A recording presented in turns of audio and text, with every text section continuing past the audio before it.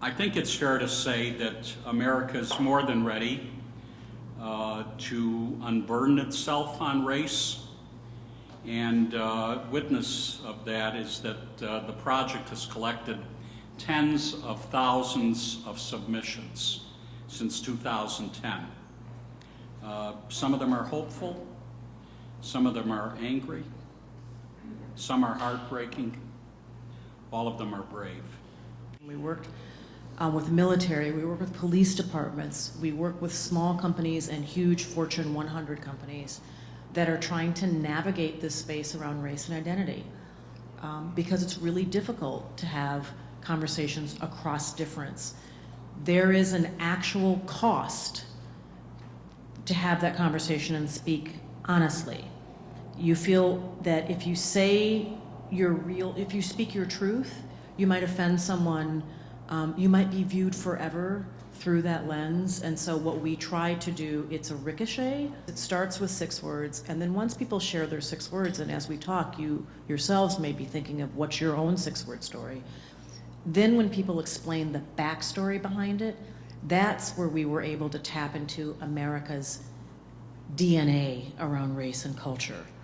All of the stories touch me in some way, but there are some that I can't shake. And one I often share is it came in from Louisiana. Her exact 6 words, though, were black babies cost less to adopt.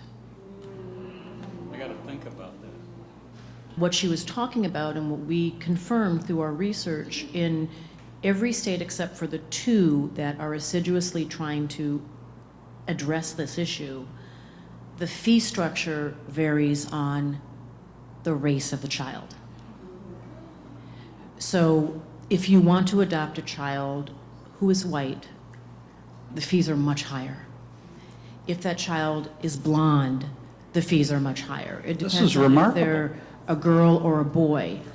And then there are gradations that really make you uncomfortable. So if it is an Hispanic child or a mixed race child, it's kind of mid-range, and it just goes down and down and down and down and down until you get to black boys. And the fee structure is the lowest for black boys. And every step of the way on the research, I just really had a hard time with this one. But I realized that what we were doing was uncovering hard truths. And I just want to respond to what you said about the word post-racial. Yeah, please.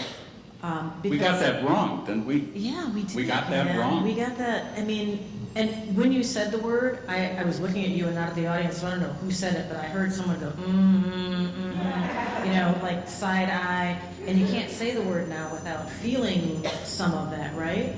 I mean, within my lifetime, you know, I was born in 1961. I have no problem telling you how old I am, which is the same age as Barack Obama, by the way. So we were born into an America where we could not vote, where we could not walk in a restaurant and order a ham sandwich, where laws dictated where we could eat, sleep, get, you know, our schooling. And we have, as a country, denied basic agency and authority to people of color, to women, to people who were sort of outside of mainstream culture. And we think that if a black family moves into the White House, it's done. Ooh, no, put your seatbelts on. And I think some of what we're seeing in America with the current divide is not just a reaction to that, but I think we're fooling ourselves if we say that it is not at least in part a reaction to that, but also a number of other factors. Technological change, great economic change, and rapid demographic change, which to some people sounds promising and like a big bright horizon, and for some Americans, and we just have to admit that it sounds like a thunderclap that brings a change that is scary. And if you have paid attention to the way that minorities in this country have been treated, not just socially, but also by our institutions, including our institution of government. You know, if a single black family moved into a neighborhood, your FHA rating would drop.